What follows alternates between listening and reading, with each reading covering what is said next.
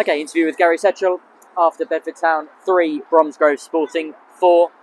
Gary, I mean, I don't think we've got enough time on the camera to really sum up that game. It was end to end, goals, but fundamentally, the disappointing thing is a defeat. Yeah. If I'm being honest, I think Bromsgrove, that would have been really harsh on Bromsgrove if we'd have won the game. I think they're a really good team. We didn't. They was a little bit better than us in every area, but the boy Sweeney up front, he's the difference between the two teams. He's outstanding, best I've seen this season. Scored an unbelievable hat-trick, although probably we could have done better with the last one, which I've got to see it again, but he looked offside. But some great feet. He's a handful. He should be playing at I said to him coming off the pitch, he should be playing at a high level. He's a real good player, and he was the difference between the two teams. He was outstanding. You feel as if we started the game again going down 1-0, but the floodgates could have opened then, but we contained that well enough to get back into the game. Well, we hung in, and that's what we did today. We hung in against a very good team. But like I say, put that lad in our team, we win the game. There's no question about it.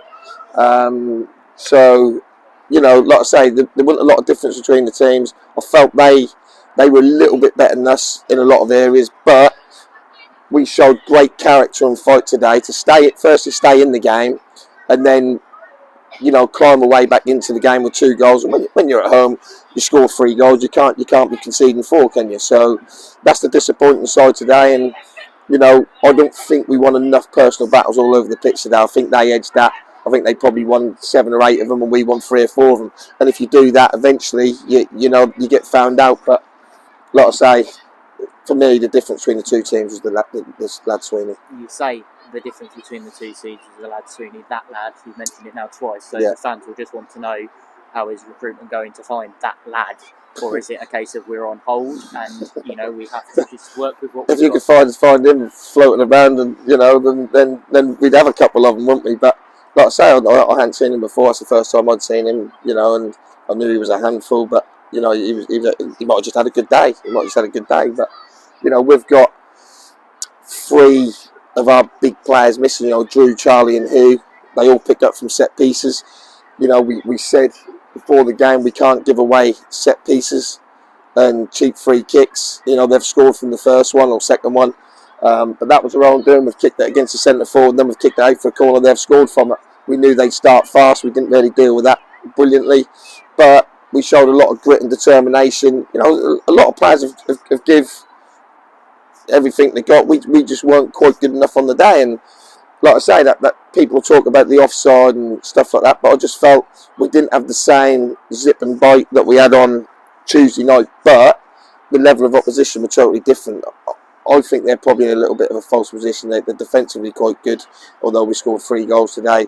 But they work really hard, and they've got a striker who can cause all sorts of problems. You say that obviously they've scored. We've scored 3 goals against them. It's therefore disappointing that having scored 3 goals at home, we don't take the 3 points. Clearly, yeah, 100%. Score 3 at home, you expect to get something from the game, and when we go 3-3. We're relying on the linesman to do his job. Like I say, I've only seen it once. The general, I thought that was offside. I thought he was a long way offside at the time. Coming off the pitch, I think everyone thought he was offside. But you have to look at it again. That might be a great decision by linesman. But if they're in and he does his job, we're talking about getting a point, which would have probably been a fair result for us. Let's focus on some form of positive, which was the bang of the goals in the 74th and 77th minute. 2-1 down, and within 4 minutes we're leading the game. Yeah.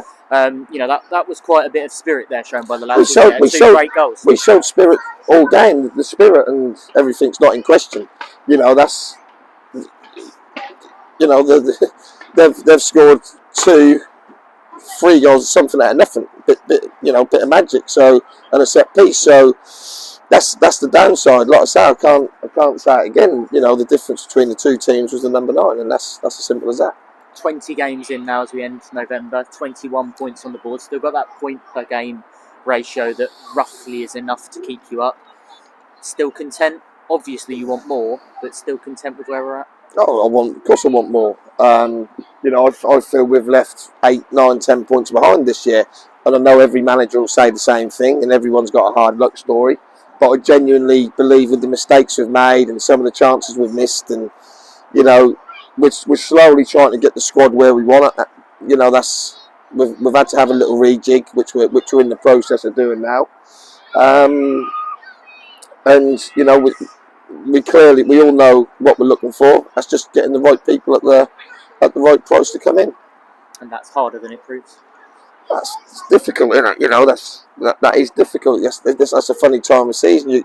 If someone's happy at a club and playing well, why would they leave to come somewhere else? You know, that's difficult. You need someone who's out of favour. But if they're out of favour, why are they out of favour? So, you know, that's a juggling act. That's football management, isn't it? Every manager's got the same problems. You speak to all the other 22 or 21 managers in this division, they'll all tell you the same thing. They're all looking for this and that. I'm no different, but you know, I've got good backing here, and you know, if we find the right player, I'm sure we'll get him in. As you said, conceded 4 goals today, so disappointing afternoon for Eamon, wasn't it? Yeah, I think he'd probably do better with the last one, if I'm being honest. That's just gone under him. But listen, we've had one of the best goalkeepers at step 3 here make errors this year. You know, that happens. You know, if these goalkeepers don't make mistakes, they won't be playing at step 3. But you have to be careful what you wish for from goalkeepers, because a good one is very, very hard to find. A very consistent one, and you know, Eamon, you know, he's done all right on thing. He's done all right the rest of the game. You know, he's made a brilliant one-on-one save first half. So that's not all doom and gloom. But you know, I think he'll be disappointed with the 4. I think it's squirmed under his body probably. I was screaming at the linesman, to be fair. I didn't really see it. So, but yeah, you know, any goalkeeper who concede 4 goals is going to be disappointed. But you know, he's here to learn. He's here to get game time. You know, he's probably a little bit rusty, and I'm sure he'll be a good acquisition for us. And a little bit of a welcome back on the bench for DS today, sorry. Yeah, obviously with who getting injured and Drew missing and Charlie missing, you know, we needed to beef up the squad, and we know his circumstances have changed, so he's got to get, once he's fully fit, we know he'll be able to play at this level. So that's another good addition to the squad. And hopefully he can reproduce some of the form that he produced last year for us. And key to holding on to players' registrations, just because they take time out, like Peds, we don't just deregister. No, you don't. No, and Pedro's going to hopefully get his injections and if Pedro get back to his best, like I say, he's one of the best goalkeepers in this league. But he's not going to be back to his best anytime soon. He's got to get his, hopefully get his injections and react well to them, get himself fit, and then we'll go again. But we can't talk about that. We've got to look after the lads that are here. I thought, you ain't touched on it, but I thought Junior was outstanding today. 18-year-old boy playing in a rough and ready, proper Southern League game. I thought he was excellent. Deservedly got man of the match for us. And he's definitely got a bright future.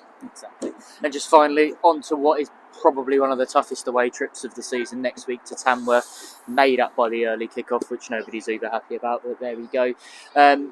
Fundamentally it's just a case of bolt down, try and get a result and come back having got the game out of the way. No, we go there and try and win the game like we do every other game. We know they're a good side. Hopefully they'll find us a little bit more resilient than they did when they come here, but we'll go there and we'll have a go. It's not a free hit, because obviously we need points. And we'll go there, try our best, and hopefully get a result. There is a bus going to Tamworth. You can find details on the website with regards to that. Get yourself booked on that. Otherwise, we're back in a fortnight's time on the 10th of December for the Stratford Town. Get your tickets now at bedfordeagles.net.